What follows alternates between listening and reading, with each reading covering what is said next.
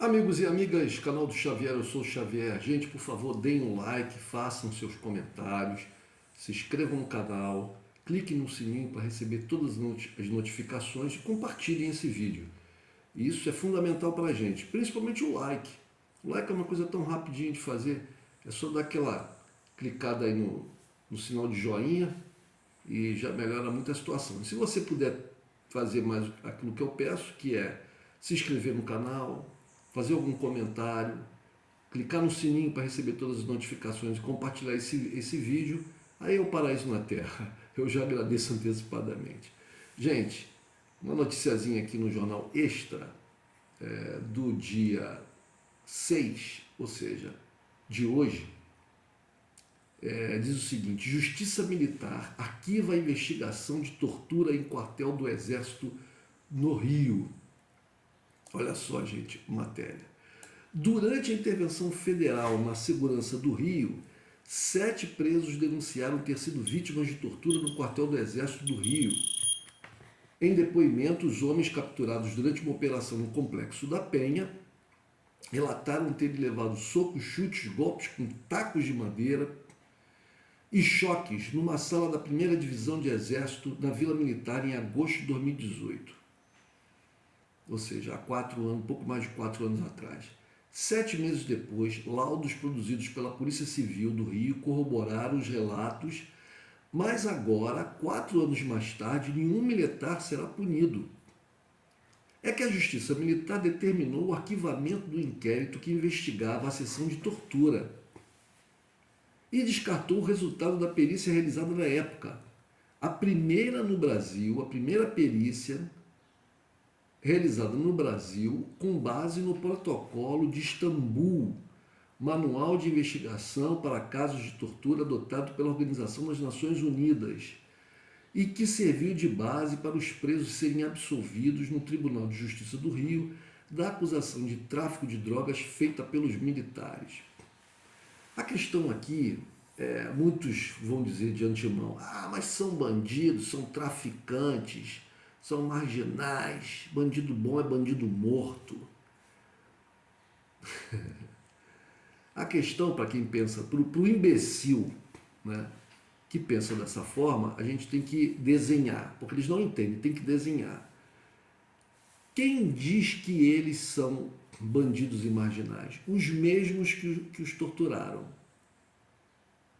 Esse nosso exército, né, esse nosso glorioso exército, e que os fatos têm mostrado nos últimos malditos 4 anos em que a besta do apocalipse esteve na presidência da República, os fatos vêm mostrando que as nossas Forças Armadas não passam de um bando de gente incompetente, assoberbada, que se sentem diferenciados das outras pessoas que não são militares, que tem uma visão de mundo muito peculiar, que de nacionalistas não tem absolutamente nada, que são extremamente corruptos, né? Ou seja, nós estamos em péssima situação com não só o Exército Brasileiro, mas com as Forças Armadas em geral.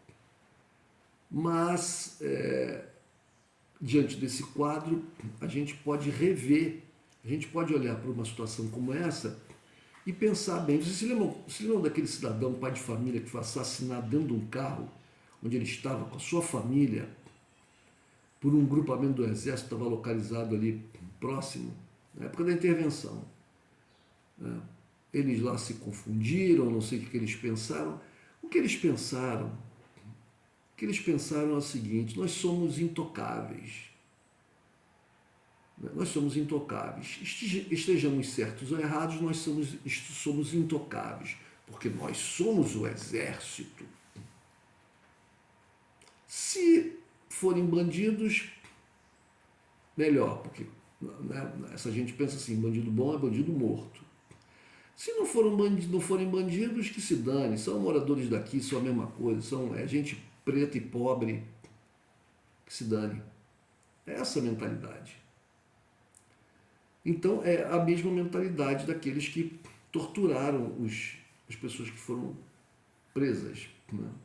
Eles não entendem, essas pessoas elas não entendem que é Estado democrático de direito. Eles não entendem.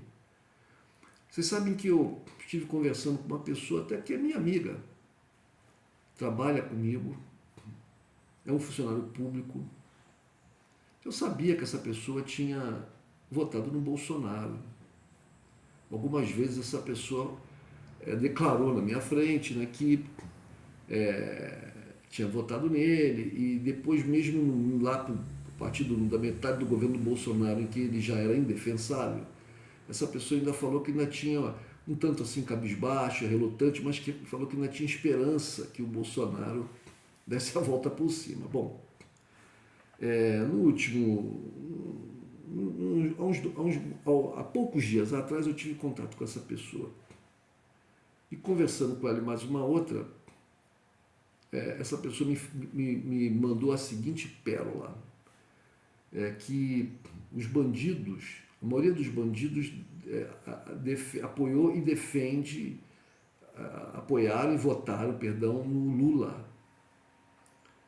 E que aí eu falei assim, mas que isso, rapaz, mas o que você está falando? Que besteira é essa? Quantos bandidos você conhece? Você conhece os bandidos do Brasil todo? Não, mas é claro, eu falei, poxa, mas e a bandidagem que apoia o Bolsonaro? E a milícia que apoia o Bolsonaro? Não, mas a milícia é diferente. Milícia não é bandido. Eu falei, como não é bandido, rapaz? Como não é bandido? Como milícia não é bandido? Aí ele me veio com uma conversa, essa pessoa me veio com uma conversa de que um garoto de 14 anos que mata, se ele tem direito a ficar vivo. Eu falei, rapaz, você está me dizendo não tem o menor sentido. Você está preocupado com garotos de 14 anos que são infratores, que podem ter cometido um crime? Parece que você está acuado num lugar cercado de adolescentes criminosos. Você escuta falar que teve um bandido criminoso menor de idade ali não sei aonde, outro não sei aonde e tal. Mas esse não é o problema do Brasil. Em vez de você pensar em construir escolas para as crianças e para tirar essas crianças da rua, escolas em tempo integral, com alimentação e tudo, para tirar essas crianças da rua, para que não surjam outras crianças marginais, você está preocupado em punir os possíveis adolescentes marginais. E você acha que um presidente da República que tem como lema punir crianças de 14 anos que são marginais, que esse é o melhor presidente da República do Brasil? Quer dizer, é tanta imbecilidade junto. E essa pessoa que eu estou falando é uma pessoa que demonstra, tem demonstrado para mim, né? Você é uma pessoa que tem um bom coração, um bom colega, etc. É difícil você conseguir argumentar com uma pessoa quando a pessoa vem com argumentos dessa monta, dessa natureza. É muito difícil. Então, é a mentalidade das pessoas, a maneira como as pessoas entendem o mundo e a sociedade, como elas veem as outras pessoas, é muito, é muito ilógico. Não tem lógica, não tem sentido, não tem racionalidade. Bom, então continuando aqui com a leitura aqui da notícia. A decisão da Justiça Militar foi tomada há um mês, a decisão de arquivar o processo, pelo juiz Jocleber Rocha Vasconcelos, da Justiça Militar. Na decisão, ele contrapôs os laudos produzidos pela Polícia Civil com exames feitos por um médico militar nos presos. Ou seja, ele contrapôs os laudos produzidos pela Polícia Civil utilizando exames feitos por um médico militar nos presos, que apesar de detectar lesões, o médico militar detectou lesões, mas apontou que elas não eram compatíveis com agressões. Segundo o magistrado, portanto, a investigação não produziu elementos capazes de comprovar a prática de tortura. Ou seja, um médico militar, e portanto que pode ser suspeito de agir, né, corporativamente, porque ele estava fazendo uma perícia no corpo de pessoas que tinham acusado outros militares de tortura. Então, a perícia desse médico militar é extremamente suspeita de ter sido influenciada pelo corporativismo. Enquanto que a perícia feita pelos policiais civis, feitas em pessoas que tinham sido acusadas de crimes, é bastante provável de que não tenha tido nenhum tipo de influência, que não tenha sido a verificação dos indícios de tortura no corpo dos prisioneiros. Mas a decisão acolheu os argumentos do promotor da Justiça Militar, Mário André da Silva Porto, responsável pela investigação. Para Porto, as denúncias de tortura são fantasia, conforme relatou ao pedir o arquivamento do caso em abril passado. Em 2018, durante a audiência de custódia dos presos após a operação, Porto havia se manifestado contra o pedido feito pela Defensoria Pública da União para que uma investigação fosse aberta para apurar a veracidade do relato dos presos. Corporativismo, gente. Corporativismo. Corporativismo é o que eu venho repetindo aqui. As Forças Armadas no Brasil são uma instituição que merecia ser extinta. Infelizmente, a gente não tem como fazer isso. Então, urge que o Estado brasileiro, o governo brasileiro, que vai assumir a partir de 1º de janeiro, busque uma alternativa, uma maneira de se criar uma outra força federal, militar, né, armada, para se contrapor às Forças Armadas, às até então Forças Armadas brasileiras, porque já está mais do que demonstrado que elas não representam os interesses do povo brasileiro, ideologicamente, e até de questões bem específicas e práticas, como essa questão aqui agora, dessa notícia que eu estou lendo. Bom, o juiz Marco Aurélio Pedra de Mello, no entanto, determinou que o caso fosse investigado. O juiz civil, o juiz da justiça criminal. Mesmo com a ordem judicial, o Exército só abriu um procedimento interno para apurar o caso após o jornal O Globo revelar os relatos dos presos, 2 meses depois. Antes, o órgão argumentava que seria inadequada a instalação de um inquérito policial militar para investigar alegações que não apresentem suporte probatório mínimo de verossimilhança.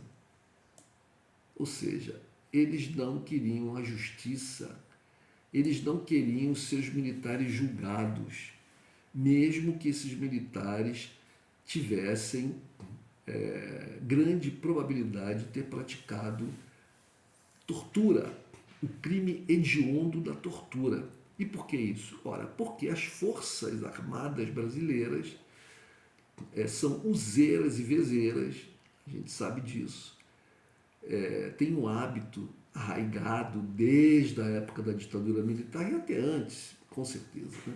Um hábito que não foi abandonado, o hábito de torturar aquelas pessoas que eles desejam. Simples assim. Simples assim.